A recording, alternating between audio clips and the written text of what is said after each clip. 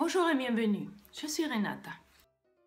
Il y a un lecteur, une lectrice qui me disait qu'elle était un peu frustrée parce que il ne savait pas quel crayon choisir et que quand il dessinait, avait la main trop rigide et que sa poignée trop raide. Pour commencer, voilà, moi je vais faire l'exemple avec les stylos Pilot, ouais. Qu'est-ce que je donne comme conseil des stylos? Moi, je ne conseille pas de dessiner avec un crayon à papier parce que, tout simplement, je ne veux pas que vous gommez. Parce que je me suis rendu compte, pour moi et pour d'autres gens, que cela leur a aidé énormément à avancer parce qu'ils ne peuvent pas gommer. Parce que le fait de ne pas gommer, ça permet que la personne ne passe pas sa vie à gommer. Parce que souvent, on donne un crayon à quelqu'un et une gomme, et à la fin, au bout d'une demi-heure, ils n'ont rien fait parce qu'ils ont passé la demi-heure à gommer ce qu'ils font. Donc, c'est pour ça que je dis stylo Bic ou stylo Pilot. Et faites un ou l'autre, peu importe, noir ou bleu. Le but, c'est ne pas s'encombrer avec beaucoup de choses. Prenez les deux, comme ça vous faites votre test. Peut-être pour commencer le Bic, c'est bien plus facile, ou un stylo à billes, hein. Bic, pas forcément Bic, je ne fais pas la pub pour la marque, c'est parce que tout le monde connaît Bic, mais un stylo à billes noir et un autre bleu, mettons. Comme ça vous pouvez aussi mélanger, mais faites ça et vous verrez. Dessinez avec les Bic, avec les stylos à billes, vous pouvez avoir plein de nuances, comme un crayon de papier. Seulement, vous ne pouvez pas gommer. Et alors, comment?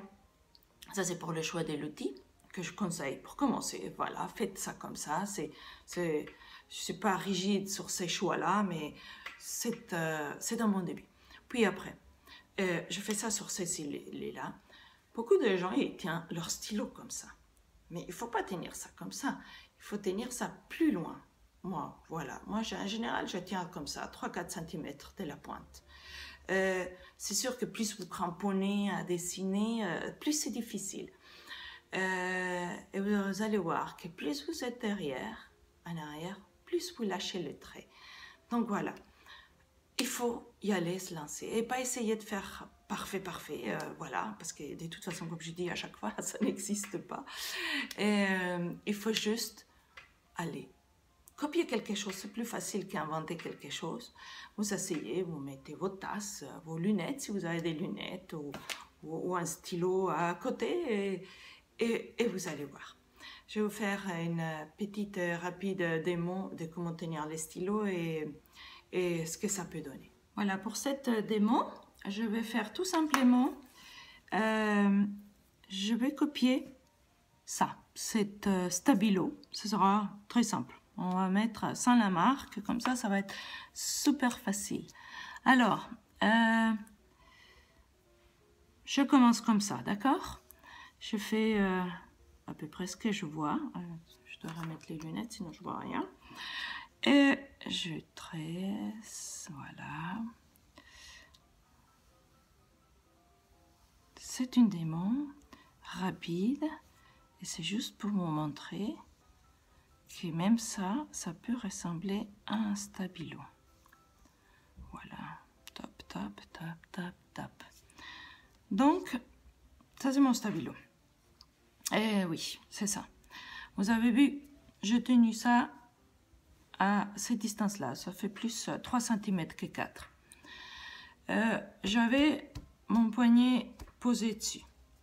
Alors maintenant, essayez de faire la même chose sans doigt, sans poser le poignet. Vous essayez pareil.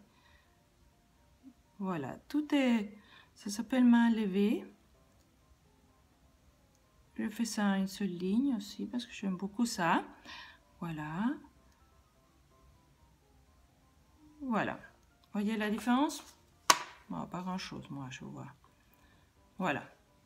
Là, c'est avec cette partie de la main n'était pas posée dessus. Maintenant, je vais le tenir plus derrière, d'accord? D'ailleurs, vous pouvez faire ça avec un pince aussi, mais bon, je pense que ça peut faire peur si vous avez déjà peur par rapport à un poignet raide. Voilà, là, c'est vachement plus lâche. Le poignet n'est pas raide. Voyez? Bon, est-ce que c'est très joli ce que je suis en train de faire? Pas grave, c'est une démo pour vous montrer. Lâchez le poignet. Lâchez le poignet, ça veut dire, allez-y, allez. Vous bougez tout le bras, de haut de l'épaule jusqu'à la pointe du stylo. Une autre chose pour relâcher, vous pouvez aussi faire des planches, tout bêtement, comme ça. Vous appuyez quel petit doigt, ou pas du tout même. Voilà, faites comme ça, pour délâcher ces poignets trop rigides. Vous allez voir que très vite, il sera bien lâché. Voilà, voilà, voilà. Bon, moi j'ai l'habitude de tenir à cette distance-là. Mais essayez plus loin, c'est plus difficile à gérer, mais c'est en même temps un bon exercice. Voilà, voyez? Donc je vous invite à faire pareil et je vous dis merci d'avoir écouté, à bientôt.